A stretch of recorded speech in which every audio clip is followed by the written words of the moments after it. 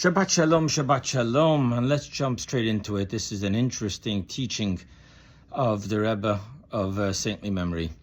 So the Mishnah tells us that last Monday, the 15th of Av, was a special holiday. The girls would go out, whether it was in Jerusalem, whether it was in Israel, and they would equal the playing field. The rich and the poor would all dress the exact same way. And they would say to the boys, lift up your eyes and see what you're choosing. Now that's a teaching in the Mishnah written by Rabbi Yehuda Nasi at the end of the Second Temple, the destruction of the Second Temple he lived through. And then came along two Talmuds. Most people only know about the Babylonian Talmud, but 200 years prior there was a Jerusalem Talmud. And both of them, the Talmuds would take each Mishnah and explain it, then take the next Mishnah and explain it. And the Rebbe focuses on the difference between the Jerusalem Talmud and the Babylonian Talmud. The Babylonian Talmud gets into many details, changes some words, the Jerusalem Talmud doesn't, and the Rebbe wants to know why. So I want to just get to the heart of what the Rebbe is saying, the differences, and how it helps us in our life. You see, the Mishnah was the teaching in very short. It just wanted to give you the rules. The Jerusalem Talmud followed that path. The Jerusalem Talmud saw the teachings as they came from above, a direct light, and just understand what it's saying. It's telling you categories.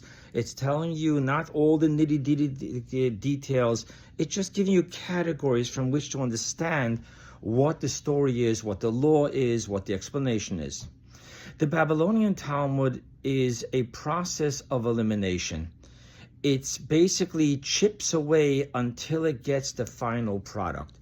Questions, contradictions, you can't say this, you can't say that, until you must say this.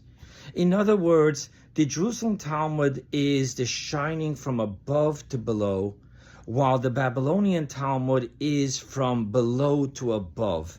It's where the human mind is dissecting, and the way the human mind works is divide and conquer. So you have to divide it into greater details, into greater details, into greater details, taking everything until you get the entire picture. Now, what does that teach us in our life? What it teaches us is that there's a way to perceive things down here. And when it's down here, it is such complexity because each one of the categories subdivides, compilation, complexity.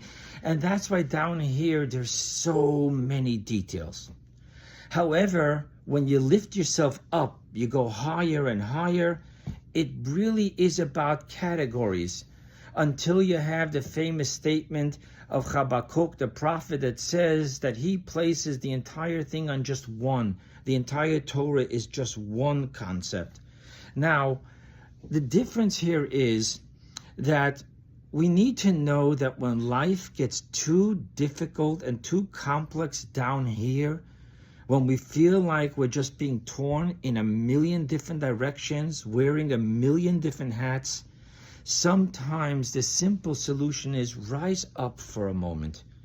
Don't go so down into the details, into the humanity of the religion.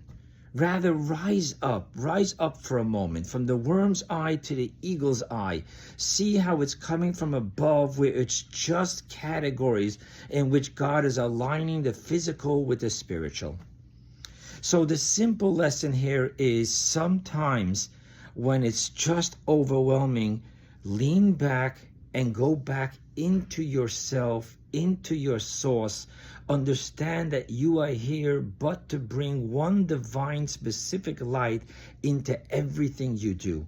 And when you look at it from the one light, from the shining sun, it makes no difference how many windows it has to shine into. It's just one light shining, and that gives you a breather. However, let us talk about a simple question.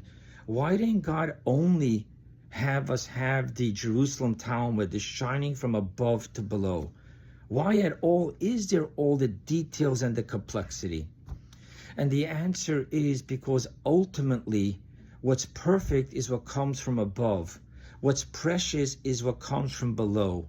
When we do get that rejuvenation of the oneness and we go back down into the complexity and work it out through the divide and conquer and have every single detail in our home really express the oneness of our Jewish home. Every detail of our office, every detail of our life, it's just transparent to the oneness of who we are. That is what's precious to Hashem. So, yes, this was a little bit a longer video sermon. However, I think it's so important because so many of us are dealing with so much stress. Understand that stress, small-mindedness, worm's eye view means that within the below. And sometimes we need a break and we need to just elevate ourselves into the ego, into the category, into the oneness, into the shine, and things become much easier. Shabbat Shalom.